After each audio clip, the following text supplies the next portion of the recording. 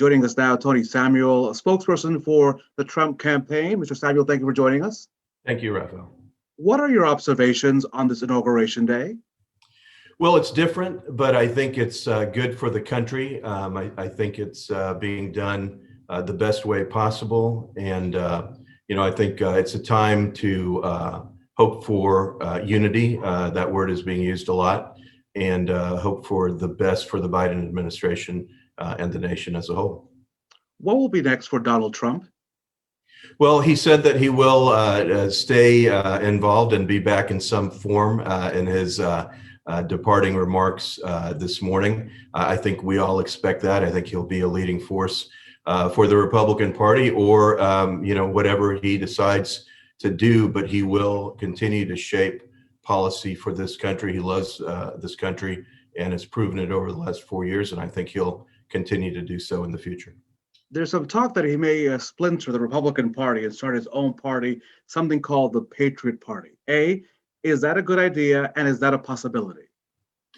I think anything's a possibility, and I think it might be a good idea. I would need to think on it some more. I think also the actions of Republicans now that the impeachment has happened in the House, the actions of Republicans in the Senate could play a role in that type of decision. As you know, there have been Republicans that have battled this president from the start, even from the 2016 campaign on, but most of the harassment has come from the left.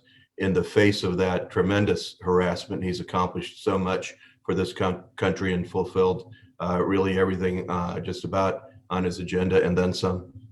As Mr. Trump now returns to Mar-a-Lago, he now faces the possibility of a trial in the U.S. Senate.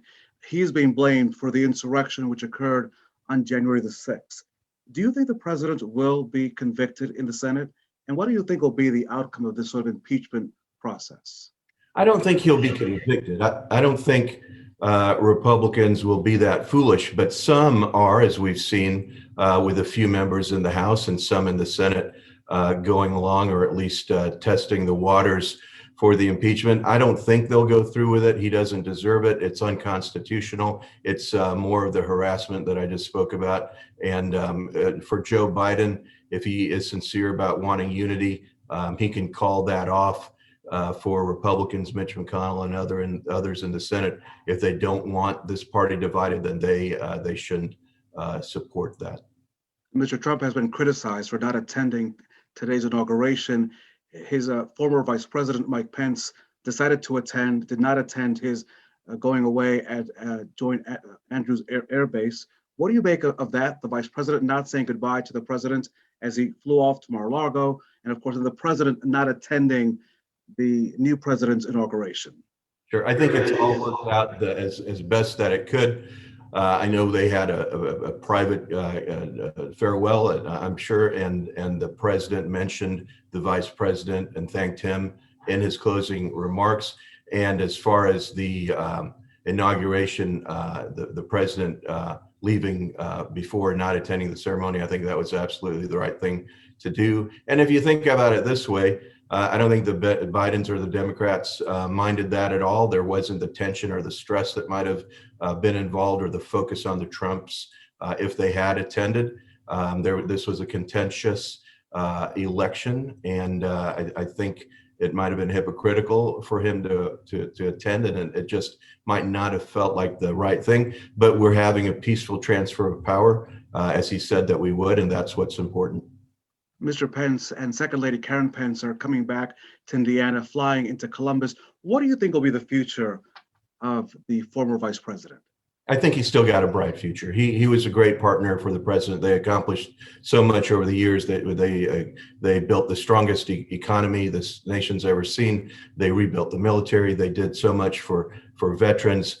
They created Space Force, which is one of those promises that wasn't even initially made in the accomplishments that wasn't made in the initial promises that when he ran in 2016. The list goes on. And the great thing about this administration, the president knew how to leverage this country's economic might to get so much done with trade deals, the USMCA, trade deals with Japan and other nations.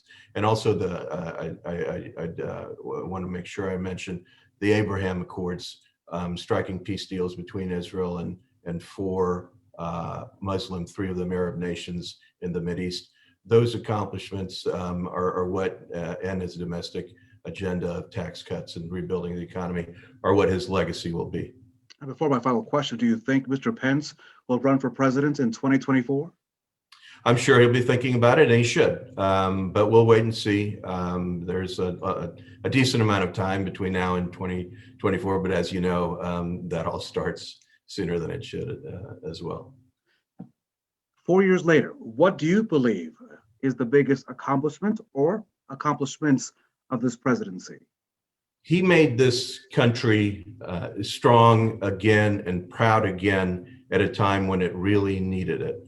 And he did that by some of the accomplishments I've listed, rebuilding the economy, rebuilding our military, rebuilding pride in our country, making America great again. The reason this economy has bounced back so well in the face of the pandemic is because of the tax cuts and the cuts to regulations, the encouragement of businesses, corporations to come back because of those tax cuts and create jobs for Americans. The average wage of an American grew for the first time in more than a decade. Unemployment across the board was at record lows.